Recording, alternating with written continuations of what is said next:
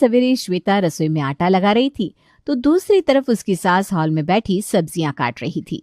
Cut गई सब्जी, अब बहू को सब्जी देकर नहाने चली जाती हूँ, फिर इन्हें उठा दूंगी। मेनका कटे हुए आलू को लेकर अपनी बहू के पास रसोई में जाती है।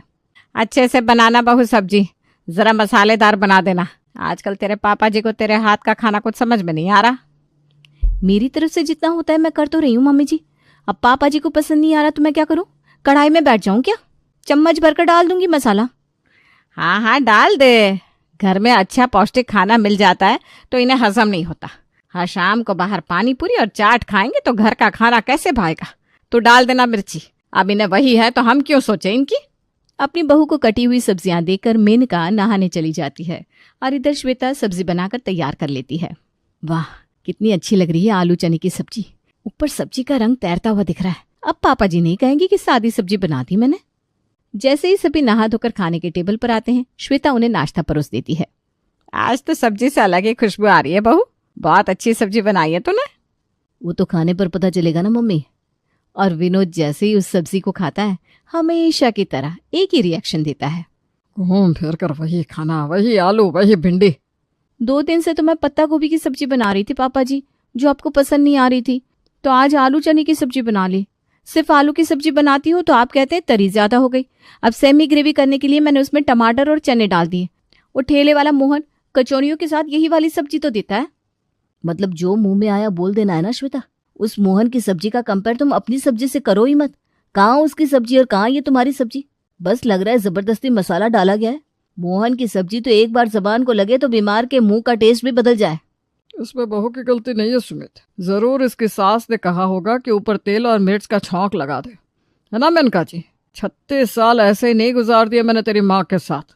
खाने के प्लेट को पीछे करके विनोद कहता है, मैं दुकान के बाहर इडली खा लूंगा। मैं भी ऑफिस कैंटीन में ही खा लूंगा मम्मी। दूध तो दूध, अब छाछ भी बोलने लगी। अपने बाप की कॉपी करने की कोशिश मत कर सुमित। तेरे बाप की माँ यहाँ नहीं है पर तेरी माँ यहीं है। शांति से खा जो बना है। बड़ा आया ऑफिस के कैंटीन में खाने वाला। इसी तरह दिन बीत रहे थे। मेनका और श्वेता मिलकर कितनी भी कोशिश कर लें, लेकिन घर के मर्दों को उनके हाथ का बना खाना भाता नहीं था।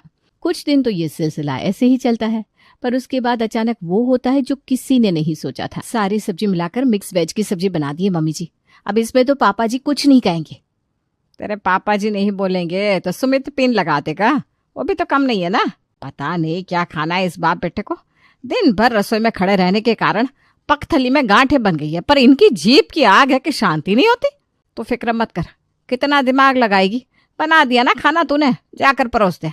श्वेता सभी को खाना परोसती है, पर आज खाना खाने के बाद सुमित कोई कंप्लेन नहीं करता। बस अब और रोटी नहीं मम्मी। वो क्या है ना, मैं डाइट करना चाह रहा हूँ। खा खाकर वजन बहुत ज्यादा बढ़ गया है मेरा। मेरा भी हो गया, मैं दुकान निकलता हूँ, एक पार्टी आने वाली है। खाना अच्छा बना था बेटा। आज तो ना दादू ने ना पापा ने खाने की कंप्लेंट की मम्मा, पर मुझे ये रंग बिरंगी सब्जियां नहीं खानी। देख रहा है ना, बाहर चाट पकौड़े खाकर कैसे परेशान हो गए दादू और पापा। पेट खराब हो गया होगा दोनों का, कैसे लाइन पर आ गए दोनों। इसका मतलब क्या हुआ? घर का खाना ही बेस्ट होता है। और मेरा चिंटू तो समझदार है ना, वो तो घर का खाना ही खाएगा। दोनों सास बहू की टेंशन खत्म हो जाती है। वो दोनों आज इस खुशी के मौके पर मिलकर शॉपिंग जाने की सोचती हैं। मैं तो नई साड़ी खरीदूंगी बहू। कितने दिनों से वही पुरानी 2 साड़ियां हर जगह पहन कर जाती हूँ। 4 बार तो ये रेखा टोक चुकी है मुझे। मेनका और श्वेता मार्केट में जाती है, जहाँ मेनका को एक साड़ी पसंद आती है। वो साड़ी कितने की थी भैया? अरे वाह मैडम, आपकी पसंद की दाद देनी पड़ेगी। हमारे दुकान का बेस्ट पीस है वो, बस 7,000। बाप रे बाप, इतने में तो घर का आधा राशन आ जाएगा। तभी पीछे से रेखा आती है। जब जेब में पैसे नहीं होते तो दुकान क्यों चढ़ती हो मेनका? भैया इस साड़ी को साइड कर दीजिए, मैं कल आकर ले जाऊंगी। तू लेगी साड़ी? आज तक 1 पाव से ऊपर सब्जी तो खरीदी नहीं तेरे पति ने, और तुझे साड़ी दिलाएगा? बड़ी आई। और अगली शाम सच में रेखा उसी साड़ी में मेनका के घर आती है। साड़ी खरीदी और खरीद कर पहन भी ली। और अमित जी पिक्चर जा रहे हैं तो घर की चाबी आपके यहाँ रखने आई थी।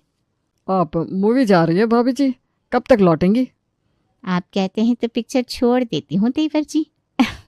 मेरा मतलब है 2.5 घंटे की पिक्चर है, 7-8 बजे तक आ जाऊंगी।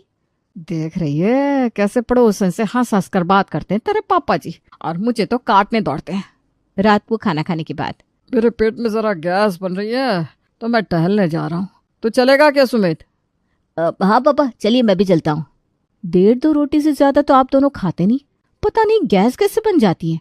और टहलने का नाम लेकर दोनों बाप बेटे पहुंचते हैं रेखा के घर, जहां रेखा ने बना रखी थी सोयाबीन की सब्जी। पिक्चर को बीच में छोड़कर आ गई मैं, सिर्फ और सिर्फ आप दोनों को खाना खिलाने के लिए। इतना कौन करता है किसी के लिए देवर जी। ये बात तो है भाभी जी, जो आप कर रही है वो कोई नहीं कर सकता। दुनिया की कोई भी सब्जी इस सोयाबीन की सब्जी के पानी कम चाय है। वही तो, पर सोयाबीन ही खत्म हो गई, तो सवेरे सवेरे आप दोनों को नाश्ता कैसे करवाऊंगी मैं हूं ना आंटी जी, मैं पहुंचा दूंगा सोयाबीन। अच्छा, तुम सोयाबीन लेने जाओगे बेटा? तो पास में ना डेयरी वाला भी पड़ता है, तो इसके पास से 2 दूध के पैकेट भी ले आना। अच्छा नहीं ना, 4 ही ले आना। वो क्या है ना, इन्होंने कल खीर बनाने को बोला है। जैसे आप लोगों को मेरे हाथ की सोयाबीन पसंद है, इन्हें खीर पसंद है। तुम याद से दूध ले आना बेटा, पैसे मैं दे दूंगी। हाँ, आप ये ना वैसे वैसे की बात मत किया करो आंटी। वो बात नहीं बेटा, मैं किसी पर काम का बोझ नहीं डालना चाहती। स्वाभिमान बहुत बड़ा है मेरा, मैं खुद चली जाती, पर मैं दूध लेने जाऊंगी, फिर इनके लिए खीर बनाऊंगी, फिर आपके लिए सोयाबीन की सब्जी बनाने का वक्त नहीं मिलेगा ना मुझे। नहीं नहीं आंटी जी, आप बेफिक्र रहिए, मैं सोयाबीन भी पहुंचा दूंगा और दूध के ना 5 पैकेट ला कर दे दूंगा। अगली सुबह मॉर्निंग वॉक करने के बहाने सुमित अपने घर से निकलता है और सोयाबीन और दूध रेखा के घर पहुंचा देता है नाश्ते के वक्त। आज तेरी बस जल्दी आने वाली थी ना चिंटू, और अभी तक यही है तू। चल मैं तुझे बस स्टॉप तक छोड़ कर आता हूँ। बस तो जल्दी नहीं आने वाली है पापा। अरे तुझे कैसे पता होगा, तेरे ड्राइवर ने मुझे बताया था। अरे पर तुम्हारा नाश्ता सुमित? अरे इस लड़के के स्कूल में टेस्ट चल रहे हैं, अब बच्चे का एग्जाम ज्यादा जरूरी है या मेरा नाश्ता? बताओ श्वेता, नाश्ते का क्या है, पैक कर दो। तू निकल ही जाएगा तो अकेले बैठकर मैं नाश्ता क्या करूंगा। चल मैं भी तेरे साथ चलता हूँ, तू भी ना मुझे दुकान छोड़ देना। और चिंटू की बस जो आधे घंटे बाद आने वाली थी, उस बस का नाम लेकर बाप बेटे रेखा के घर पहुंच जाते हैं। देख बेटा, यहाँ ना तुझे बहुत टेस्टी टेस्टी खाना खिलाने वाले हैं हम, पर इस बारे में दादी और मम्मी से कुछ भी नहीं बोलने का। हाँ, रेखा रसोई से सोयाबीन की सब्जी और पराठे लगाकर एक ही घर के तीनों जनरेशन के मर्दों को परोसती है। 1 नंबर दादी जी, तुसी छा गए, अब तो चिंटू रोज यही खाएगा। ये रोहित से भी पसंद आ गया। आना ही था पापा, आंटी जी के हाथ की सोयाबीन की सब्जी का कंपेयर कोई कर ही नहीं सकता। बिल्कुल आपके घर का एक खून है चिंटू, मान गया मैं। जहां पहले बाप और बेटे रेखा के घर जाकर सोयाबीन की सब्जी खाते थे, वहां अब चिंटू भी जाने लगा था। एक रोज जब सुमित ऑफिस में था, रेखा उसे कॉल लगाती है। हेलो सुमित बेटा, वो मैं क्या कह रही थी कि आंटी मैं आपको थोड़ी देर में कॉल करूं? वो क्या है ना, मेरी मीटिंग शुरू होने वाली है बॉस के साथ में। अच्छा अच्छा, कोई बात नहीं, आज मैं सब्जी नहीं बना पाऊंगी, यही कहने के लिए फोन किया था, तो कर ले काम। क्या आप सब्जी नहीं बना पाएंगे? ऐसा क्यों आंटी जी, कहीं तबीयत तो नहीं बिगड़ गई आपकी? आप कहे तो अभी मैं डॉक्टर को बुला लेता हूँ। अरे नहीं नहीं बेटा, शरीर में 100 बीमारियां लेकर भी काम कर रही हूँ मैं। अगर इच्छा छोड़ दूं तो अभी शरीर साथ छोड़ दे, पर अभी अगर मैं बैठ गई तो तेरे और तेरे पापा का क्या होगा? मैं पड़ोसियों को भूखा नहीं छोड़ सकती। वो सोयाबीन खत्म हो गई है ना बेटा, तो कैसे बनेगी? अरे तो मैं किस दिन काम आऊंगा आंटी जी? सोयाबीन मैं ले आऊंगा। कौन से मसाले चाहिए साथ में बता दीजिए, बिल्कुल समय पर सारा सामान आपके घर पहुंच जाएगा। सोयाबीन की सब्जी है भाई, कोई मजाक थोड़ी ना है। उसके लिए ये मीटिंग क्या मैं अपना ऑफिस छोड़ दूं? अरे नहीं नहीं बेटा, ऑफिस और मीटिंग क्यों छोड़ना है? मैं तो कह रही हूँ कि अगर सोयाबीन की सब्जी लाने जा रहा है तो मैं तुझे लिस्ट ही भेज देती हूँ। वो इस महीने का ना राशन भी ले आना, यही 9-10 हज़ार का राशन होगा। उसी दुकान से ना सोयाबीन भी मिल जाएगी। वो क्या है ना बेटा, आजकल तेरे पापा और तेरे बेटे के लिए भी खाना बनाती हूँ, तो मैं बहुत ज़्यादा बिजी रहने लगी हूँ। अब ऐसे में मार्केट भी जाऊँगी तो तेरे अंकल नाराज़ हो जाएंगी। मेरा बस चले तो मैं कलेजा निकाल कर रख दूँ तुम लोगों के लिए, पर पतियों को समझाना कितना मुश्किल हो जाता है, तू समझ सकता है बेटा। अरे आप टेंशन फ्री रहिए आंटी जी, मैं समझ रहा हूँ, मैं लाता हूँ ना सब।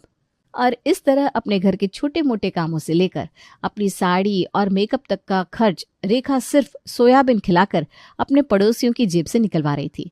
पर ये बात छिपती तो कब तक? इस महीने ये बजट इतना ऊपर नीचे कैसे हो गया सुमित?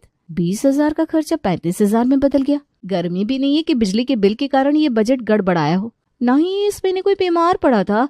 और इतना तो राशन हमारे घर में आता नहीं, तो कहाँ गए पैसे? मैं ध्यान नहीं देती हूँ तो तुम कबर्ड से पैसे निकालते हो क्या? अरे उधर के एक्स्ट्रा खर्च तो मैं दे रहा हूँ, तो तू किसे पैसे देकर आ रहा है? क्या क्या कहा आपने? कौन किसे पैसे किधर देकर आ रहा है? ये क्या करने लगे आप दोनों? आपके तो दिमाग को एक दिन शक ही खा जाएगा। अरे वो क्या है ना, सुमित के एक दोस्त की नौकरी चली गई है, तो घर खर्च चलाना मुश्किल हो रहा था उसका, तो यही 5-10 हज़ार रुपये मैंने दे दिए थे उसे। अच्छा, तो प्रफुल्ल को पैसे आपने दिए थे पापा? वही मैं सोचूं, मुझे देखकर बार बार नमस्ते और प्रणाम क्यों करता है। और वो आपकी उस दोस्त का दिवाला नहीं पिट गया था? तो ऐसे ही एक दिन अंकल मुझे मिल गए और सामने से जब उन्होंने पैसे मांग लिए तो मैं मना नहीं कर पाया। पर वो जैसे ही पैसे रिटर्न करते हैं, मैं तुम्हें वापस कर दूंगा श्वेता। और इस तरह बाप बेटे एक दूसरे को बचा लेते हैं। पर कब तक? श्वेता को शक हो चुका था कि दाल में कुछ काला है और वो इस बारे में अपनी सास से बात करती है। मुझे तो उसी दिन शक हो गया था, जिस दिन से किसी न किसी बहाने पापा और सुमित या तो ना के बराबर खाना खाते या खाना पैक कराकर साथ ले जाते। और ऊपर से अब ये राशन का इतना ज्यादा खर्च। घर का बजट अचानक इतना कैसे बिगड़ रहा है मम्मी जी? वो तो मैं सारा हिसाब रखती हूँ तो मेरी आंखों के सामने ये 15,000 की हेरफेर आ गई। पीछे से पता नहीं कितने की हेरफेर हो रही होगी। नजर रखनी पड़ेगी दोनों पर। आज जानबूझकर मेनका विनोद से 5,000 रुपये मांगती है। आज तो वो हाथ में पैसा नहीं है मेरे, बाद में दे देता हूँ। कोई तो बात है, वरना पैसे के लिए मना तो कभी नहीं करते ये। आज जब तीनों बाप बेटे चिंटू को बस स्टॉप छोड़ने निकलते हैं, श्वेता और मेनका भी छुपकर उनके पीछे निकल जाती हैं और तीनों को रेखा के घर जाता देख लेती हैं। मुझे तो पहले ही शक था कि इस रेखा की नजर तेरे पापा जी पर है। इसके पति को दिखता नहीं क्या? किसी और मर्द को रोज घर बुलाती है ये रेखा, मौका कहीं का। अरे मम्मी जी, साथ में सुमित और चिंटू भी तो होते हैं। अभी अंदर जाएंगे तो हम ही सबके नजर में बुरे नहीं बन जाएंगे। मेनका श्वेता की खिड़की से अंदर का माहौल देखती है। इस सोयाबीन की सब्जी के लिए अगर जान भी देनी पड़ जाए तो मैं दोबारा ना सोचूं भाभी जी। छी छी छी, ये जान मान देने की बात आप मत कीजिए। मेरी बहन कम पड़ोसन की सुहाग है आप। आपको कुछ कैसे हो जाएगा? ऐसी बात ना कभी हवा में भी नहीं बोलनी चाहिए। अभी मेरे एक कजिन की अचानक ही हालत बिगड़ गई। वो बिना ऐसे ही हवा में कुछ भी बोलता था, पर अब जब जान पर बन आई तो समझ में आ रहा है बेचारे को ना पैसे की जरूरत है। पर अब ये कितना कमाते हैं आपसे तो छुपा नहीं है। कैसे करूं मैं बेचारे की मदद? अब ऑनलाइन है ना तेरे पास? 20,000 ट्रांसफर कर दे बेटा आंटी के फोन में। ये सब देखकर श्वेता और मेनका सब समझ जाती हैं। तो ये पैसे यहाँ जा रहे हैं, यानी कि वो महंगी साड़ी रेखा आंटी को किसी और ने नहीं, मेरे ससुर जी या मेरे पति ने ही दिलाई थी। मम्मी जी, ये सब्जी तो बड़ी महंगी पड़ी हमें। आज मैं बनाऊंगी सोयाबीन की सब्जी। विनोद से लिए 20,000 रुपये रेखा अमित के अकाउंट में ट्रांसफर कर देती है। भगवान बीवी दे दो तुम जैसी। दिन भर काम करके भी मैं उतना नहीं कमा पाता जितना तुम घर पर बैठे बैठे कमा लेती हो। अच्छे मूर्ख लोग मिले हैं तुम्हें। ऐसे ही अपने पति के खर्चे का ध्यान रखा करो रेखा। मेनका पूरा दिन मेहनत करके सारा दिमाग लगाकर अपने पति, बेटे और पोते के लिए बनाती है सोयाबीन की सब्जी और रात को सभी को परोसती है। सोयाबीन की सब्जी? सोयाबीन की सब्जी देखकर आपका मुंह क्यों बन गया? आप तो जान दे रहे थे ना सोयाबीन की सब्जी के लिए। आपको क्या लगा मुझे पता नहीं चलेगा कि कहाँ उड़ा रहे हैं आप पैसे? अच्छा, तो सब पता चल गया आपको। तो जान लीजिए कि जहाँ पैसे उड़ रहे थे पैसे वहीं उड़ेंगे, क्योंकि उस घर में मुझे इज्जत मिलती है। यहाँ तो जब बैठो कुड़कुड़ कुड़कुड़। मम्मी जी ना कुछ दिन जुबान पर कंट्रोल नहीं रख सकती थी। बिल्कुल सही कहा पापा ने। पहले तो ये लोग रूखा सूखा बनाकर मुंह के आगे डाल देते और फिर एक्सपेक्ट करते हैं कि हम इनकी तारीफ करें। बेकार में मूड खराब हो गया। चलिए पापा, रेखा आंटी के यहाँ चलते हैं। अब तो बिना डरे तीनों रेखा के यहाँ जाते, आराम से सोयाबीन की सब्जी खाते। एक सुबह दरवाजे से आवाज लगाकर रेखा विनोद से कहती है, सुनिए जी, लौटते वक्त आलू और प्याज भी ले आइएगा। छी छी छी छी, ये इज्जत बढ़ा रहे तेरे पापा जी मेरी मोहल्ले में। इन दोनों को अपनी बातों में फुसला लिया आंटी जी ने। और कोई बात नहीं है मम्मी जी, मैंने एक तांत्रिक से बात की है, आप टेंशन मत लीजिए। अपने पति और बेटे को वापस पाने के लिए मेनका और श्वेता जो बन पा रहा था सब करने लगती है। दोपहर को चिंटू पिकनिक से वापस लौटता है और अपनी माँ से कहता है, पता है मम्मी, आज हमारी पिकनिक में सोयाबीन की सब्जी सर्व की गई और उसका स्वाद बिल्कुल वैसा था जैसा रेखा दादी जी बनाती है। मैंने पूछा कहाँ से मंगवाया, तो बोले मंगू सोया वाली से मंगवाया। और क्या था, श्वेता मंगवाती है मंगू सोयाबीन वाले की सब्जी और वही सब्जी आज खाने में अपने पति, ससुर और बेटे को सर्व करती है, जिसे खाकर तीनों की आंखें खुली की खुली रह जाती है।